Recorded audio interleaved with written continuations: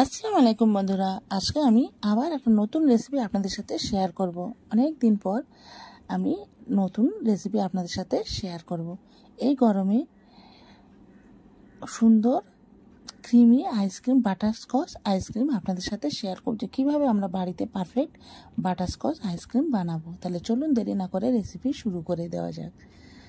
এখানে আমি একটা জায়গা নিয়ে নেব। প্রথমে নিয়ে এখানে আমি 1 কাপ আর হাফ কাপ নিয়ে নেব, মোট 1.5 কাপ নিয়ে আপনারা এখানে হুইপিং ক্রিম যতটা খুশি নিতে পারেন, কারণ আইসক্রিম অনুযায়ী যতটা নেবেন ততটা আইসক্রিম বেশি হবে, সেই জন্যে আপনাদের ইচ্ছে মতো নেবেন। এখানে আমি 1.5 কাপ নিয়েছি।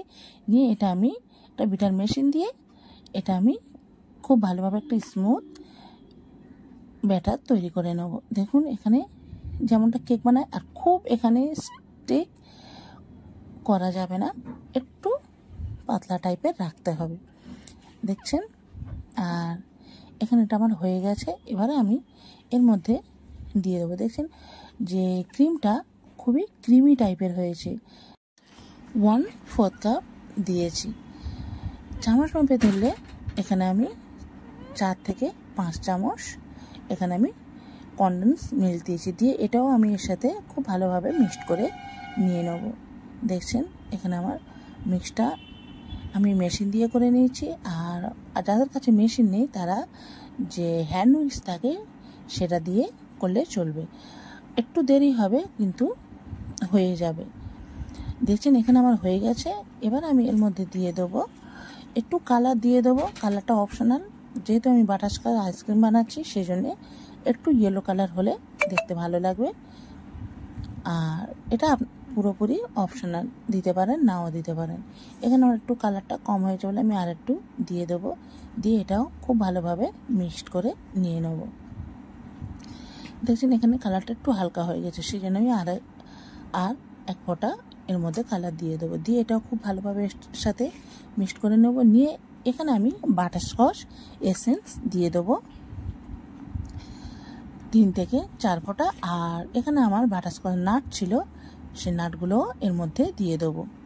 নাটগুলো বাড়িতে তৈরি করা যায়, যেহেতু আমি কেক বানাই সেই জন্য আমার ঘরে আমার থাকে সব সময়, সেই জন্য আমি এর মধ্যে দিয়ে দিয়েছি। দেখছেন এখানে হয়ে গেছে। এবারে আমি একটা কন্টেনারের মধ্যে এটা নিয়ে নেব। নিয়ে 8 থেকে 9 ঘন্টা আমি ডিপ ফ্রিজে রেখে দেবো। দেখছেন এখানে আমার হয়ে গেছে। এর উপরে আমি আর একটু বাটারস্কচ নাট দিয়ে দেবো। এটা দিলে যখন আইসক্রিমটা হয়ে যাবে এটা খেতে খুবই সুন্দর লাগে, দেখছেন। আর আমি এই হুইপিং ক্রিম দিয়ে ফার্স্ট টাইম বানাচ্ছি, আর এটা এত সুন্দর হয়েছিল কি বলবো। একবার হলেও বাড়িতে অবশ্যই ট্রাই করবেন। দেখছেন এখানে আমি এটা ফ্রিজে প্রায় 8 থেকে 9 ঘন্টা রেখে দেবো। আর এর উপরে একটা ক্লিন পেপার নিয়ে এর উপরে দিয়ে দেবেন, ঠিক এমনটাই দিয়ে দেবেন। এর সাথে এর উপরে দিয়ে একটু চিপকে দেবেন, দিলে যে আইস কিউবগুলো জমে সেটা আর হবে না। দেখছেন এখানে আমার 8-9 ঘন্টা পর আমি এটা বের করছি। আর এটা কেমন হয়েছে দেখুন, খুব সুন্দর হয়েছে, খেতে এত সুন্দর হয়েছে কি বলবো। আর খুবই সহজ আর খুব সিম্পল ইজিভাবে আপনারা বাড়িতে খুব সহজে এটা বানিয়ে নিতে পারবেন।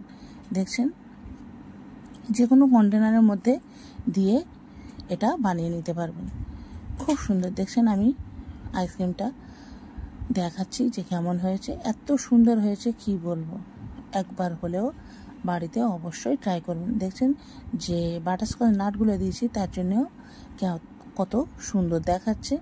আর খেতে গালে যখন খাওয়ার সময়গুলো মুখে পড়ে খেতেও খুব সুন্দর লাগে। দেখছেন হয়ে গেছে আমার আইসক্রিম।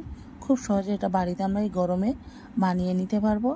আর বাচ্চাদের ইচ্ছে পূরণও হয়ে যাবে। সব সময় ফ্রিজে রেখে বাচ্চারা খেতে সব সময় পছন্দ করে এগুলো ফ্রিজে রাখলে।